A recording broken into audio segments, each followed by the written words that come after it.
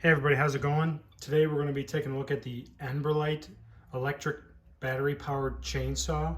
This is a mini chainsaw. It is 21 volts with 2 amp hour batteries. So let's open up the case and see what all is included. So first off, I like this because it comes with a nice carrying case to keep all the stuff inside. It opens up with the latches right here.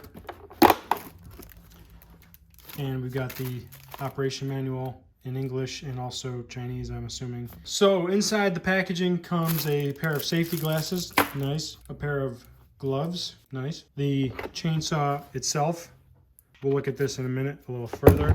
Comes with two 21 volt, 2 amp hour batteries, you can see there.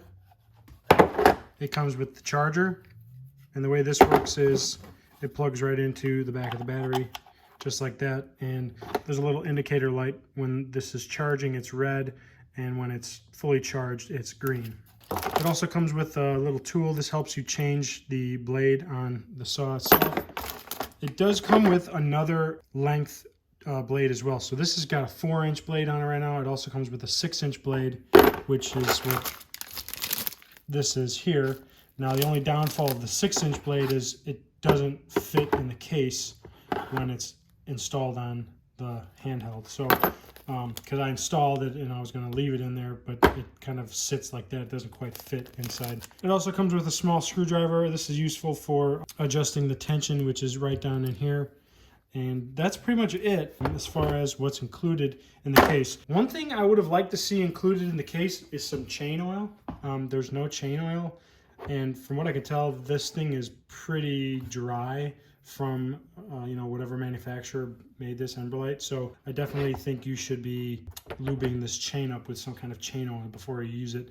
Otherwise, you're just going to wear it out. So let's just take a look at the chainsaw itself. We've got the 4-inch chain installed currently. This is like a little kickback bar, so when you're sawing, it allows you to have the stuff not flying back in your face. Got the motor housing over here. It's pretty ergonomic in the hand, feels pretty good. This is the safety button, and you pull the trigger and it turns on. I'll just show you how that works. You gotta push the button, the safety. But you don't need to hold this the entire time. Once you've activated it, you can release this thumb side and just keep holding down the main trigger. So they say this is a 550 watt all copper motor that powers this blade, and the batteries they say will last between 100 and 120 minutes at full bore. So like if you're using this thing constantly, you should get 100 to 120 minutes of run time out of each battery, which is pretty good, I think, especially since this is not meant for big projects. This is meant for, like, trimming some trees and things like that with some smaller branches and things like that. I am going to torture it here in a minute with some 4x4 pieces of wood that I have laying around in my garage and just see how long it lasts. I think I'm going to install the 6-inch blade on it though, and I'll show you how that's done. That way we can, see how that is and maybe cut through the 4-inch 4x4s a little easier. So let me swap the blade out on this thing, and then we will start torturing it on some 4x4s.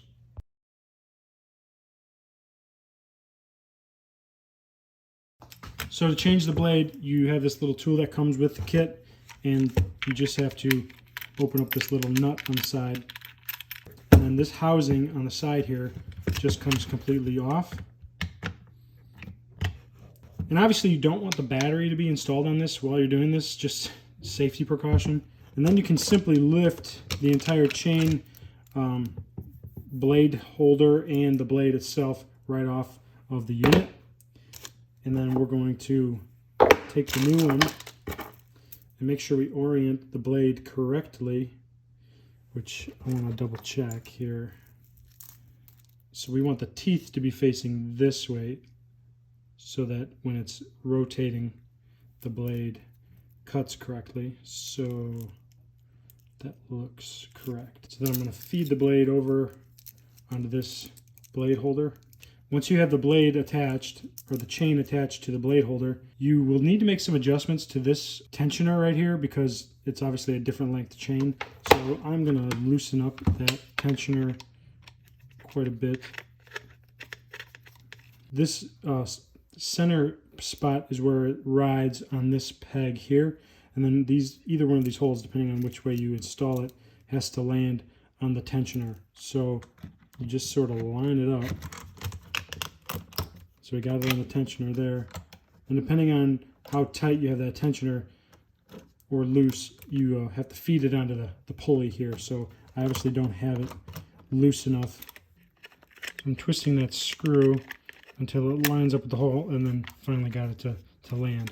So once you get it on the pulley, you want to make sure you get the chain in the sprockets of the pulley. You can see there, there's like, you know, sprockets on that pulley. So you want to make sure the chain is riding in there, and also that it is riding in the chain holder all the way.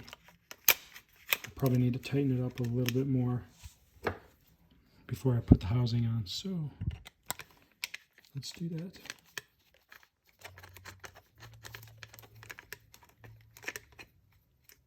Got to tighten it up.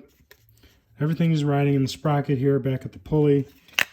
The chain is sitting in the channel on the holder all the way around. We've got a little bit of tension, just enough. Now I'm going to put this housing back over the top. Push it down all the way. Reinstall our nut. Give it a nice tighten. And now we should be good to go. I think I got the tension on this set pretty well. Before I torture this thing, I'm going to lube up the chain with some chain and cable lubricant. This is probably not the best for chainsaws, but it says it works for lawn and yard equipment. So, you know what? That's all I got right now. I'm going to give it a shot.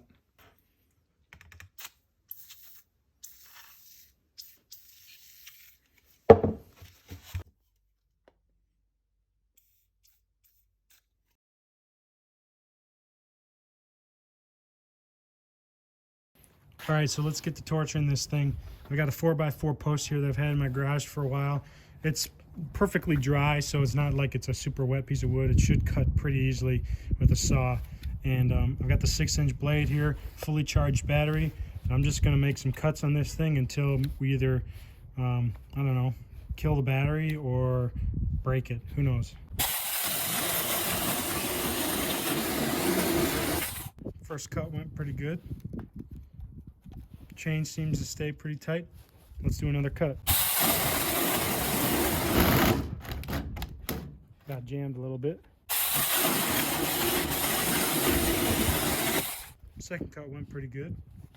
Just got jammed that one time.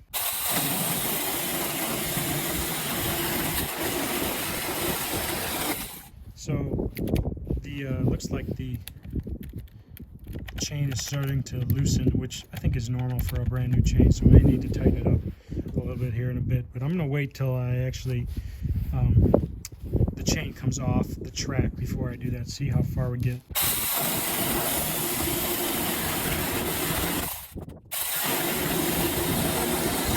So you can see how much that's come loose now since starting. This was tight when I started it. It's come quite loose in just the first couple of cuts. So I'm going to need to tighten it up soon, but for right now I'm going to leave it.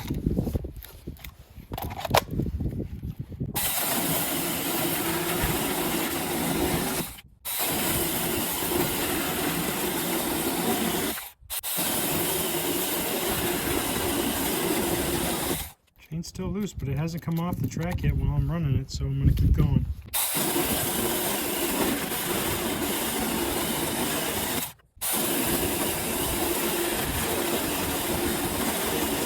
One thing to notice, I am chewing up this little blade guard thingy pretty good because it doesn't really center. It's got too much play on the blade. You can see that movement. So it's actually riding on the blade quite a bit when it is running. So that may not last that long.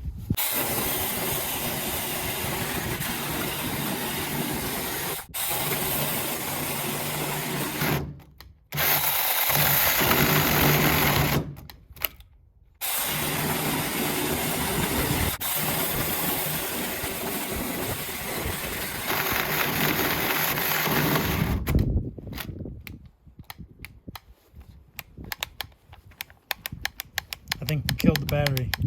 I don't know. I just took the battery out, put it back in, started working again.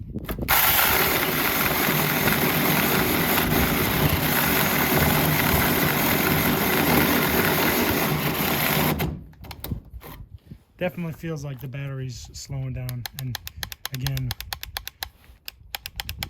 it's not working, but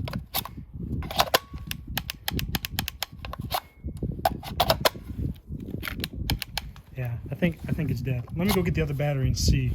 Maybe it is overheated, maybe not. So there's the fresh battery, and the power's right up. So this battery we just killed with all of these cuts. Let's count them up.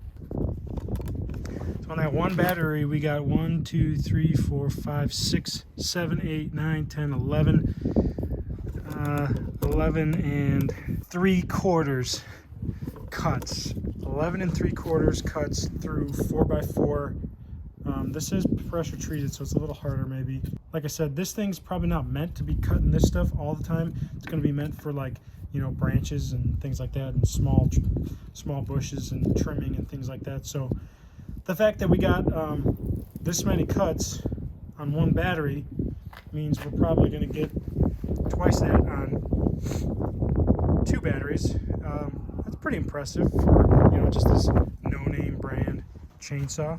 Let's go back into the garage where it's warmer and talk a little more. So I was just putzing around a little bit more with this thing, and I was looking at the batteries that come with this chainsaw, and then I was looking at a Makita 18 volt that I had laying around, and I was looking at the prongs where, you know, it hooks up to the machines. I was like, dang, those look really freaking close to being the same.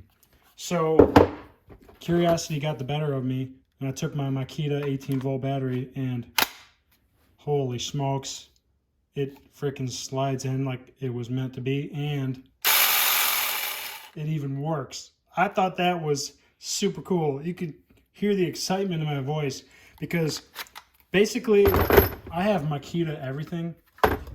I've got 2 Makita drills right there.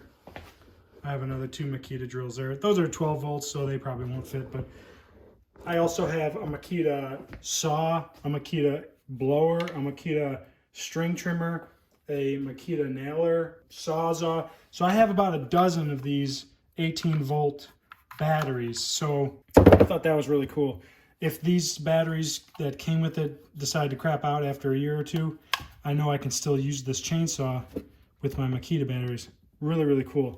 Then I was also testing to see, will the Makita charger charge this? And unfortunately, no, it does not fit on the charger. So I am limited to charging their batteries with their charging system, which is using their charger with the wire on it. Like I got here, I'm charging this battery up.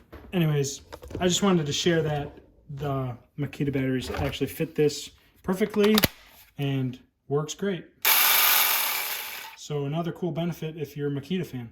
And it's the same color as Makita, which is funny because I'm sure they had that in mind when they made this, that, oh, Makita blue. People will think these are Makita tools. You can see the color is pretty close to being Makita. All right, so we got 11, 1, 2, 3, 4, 5, 6, 7, 8, 9, 10, 11 cuts and 3/4 of another cut on one battery with this EnBrilite hand mini chainsaw. Not bad.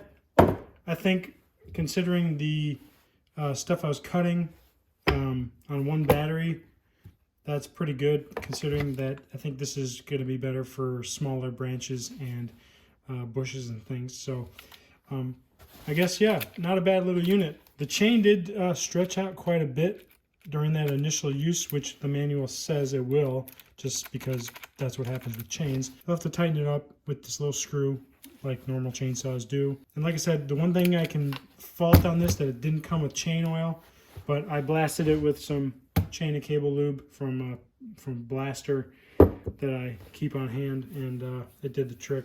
Thanks again, EnBrilite, for providing this chainsaw for today's video. I will leave a link to this product in the video description below. And as always, if you like this video, give it a thumbs up.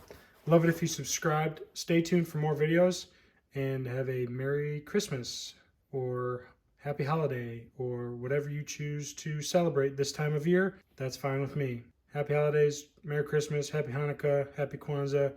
Everybody, I hope you're all safe and happy and healthy. See you guys next time. Later.